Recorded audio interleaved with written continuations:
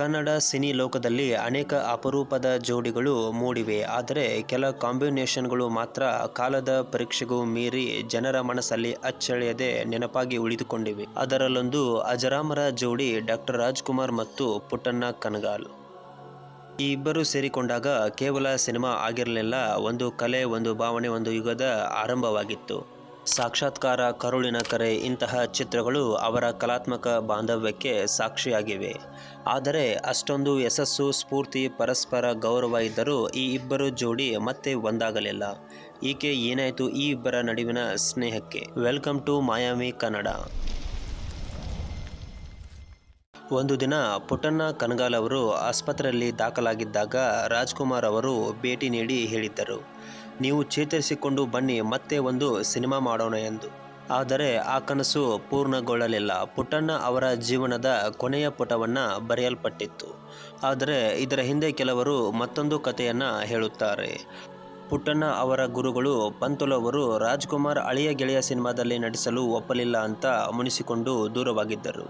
ಅದೇ ಸಿನಿಮಾದಲ್ಲಿ ಅಣ್ಣವರ ಮೇಲೆ ಕೋಪಗೊಂಡು ನರಸಿಂಹರಾಜು ಕೂಡ ದೂರ ಆಗಿದ್ದರು. ಮುಂದೆ ರಾಜ್ಕುಮಾರ್ ಜೊತೆ ಪಂತುಲು ಹಾಗೂ ನರಸಿಂಹರಾಜು ಅವರು ಕೆಲಸ ಮಾಡುವುದಕ್ಕೆ ಸಾಧ್ಯವಾಗಲಿಲ್ಲವಂತೆ. ರಾಜ್ಕುಮಾರ್ ಅವರಿಗೆ ನರಸಿಂಹರಾಜು ಮೇಲೆ ಅಪಾರವಾದ ಅಭಿಮಾನವಿತ್ತು.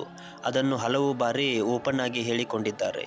ರಾಜ್ಕುಮಾರ್ ಅವರು ಅಷ್ಟು ದೊಡ್ಡ ನಟನಾಗಿದ್ದರೂ ಅಷ್ಟೇ ದೊಡ್ಡ ಹಾಸ್ಯ ನಟನ ಮೇಲೆ ಗೌರವ ಇಟ್ಟುಕೊಂಡಿದ್ದರು. ನರಸಿಂಹರಾಜು ಅವರ ಅಭಿಮಾನಿ ಅಂತ ಎಷ್ಟೋ ಬಾರಿ ಹೇಳಿಕೊಂಡಿದ್ದರು. ಅಷ್ಟೇ ಅಲ್ಲದೆ ಮೊದಲು ನರಸಿಂಹರಾಜು ಅವರ ಕಾಲ್ ಸೆಟ್ ತೆಗೆದುಕೊಳ್ಳಿ, ಅವರು ನನಗಿಂತ ಬ್ಯುಸಿ ಇದ್ದಾರೆ ಎಂದು ಅಣ್ಣವರು ಹೇಳಿದ್ದನ್ನು ಸಾಕಷ್ಟು ಮಂದಿ ಹೇಳಿಕೊಂಡಿದ್ದಾರೆ.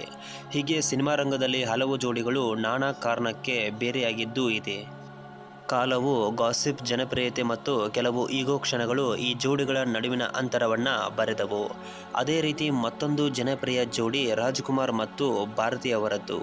ಅವರು ಒಟ್ಟಿಗೆ ನಟಿಸದೇ ಇದ್ದದ್ದಕ್ಕೆ ಹಲವು ಗಾಳಿ ಸುದ್ದಿಗಳು ಹರಿದವು. ಆದರೆ ಅದು ಕೇವಲ ಅಸತ್ಯ, ಕೇವಲ ಗಾಳಿ ಸುದ್ದಿಯಷ್ಟೇ ಎಂದು ಹರಿಪುರದ ಮಂಜುನಾಥ ನಂತರ ಹೇಳಿಕೊಂಡಿದ್ದಾರೆ. ಹೀಗೆ ಸಿನಿ ಲೋಕದಲ್ಲಿ ಕೆಲವು ಬಾಂಧವ್ಯಗಳು ಕಲೆಗಳಷ್ಟೇ ಶಾಶ್ವತ.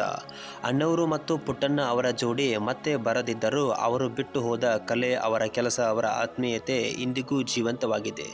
ಒಮ್ಮೆ ರಾಜ್ಕುಮಾರ್ ಅವರು ಹೇಳಿದ ಮಾತು ನೆನಪಿಗೆ ಬರುತ್ತದೆ, ಸಿನಿಮಾ ಅಂತೂ ಕೇವಲ ವ್ಯವಹಾರವಲ್ಲ, ಅದು ಮನಸ್ಸುಗಳ ಸಂಪರ್ಕ.